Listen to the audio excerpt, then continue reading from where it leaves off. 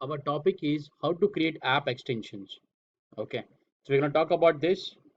Before we create an app extension, let's understand like why do we need this.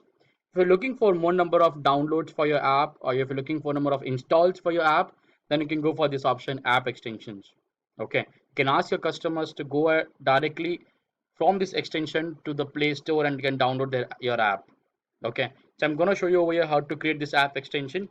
Click on the app extension. Okay, scroll down, go for new app extension. Once you click on that, you can click on Android, okay, or iOS. You can decide for what mobile platform you want to choose. Let's say consider I'm going for Android. Okay, so you have to choose your app name over here. Okay, don't choose any other app name. Now for example, for showing you guys, I'm gonna use a random app name. Let's say if I'm using over here Amazon. Okay, I can put a link text over here. There's a limit for that, 25 characters. You have to make sure that you use the same character limit over here.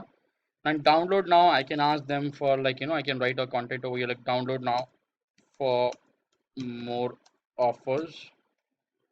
Okay, some for offers. Okay, I can put this, I can save this.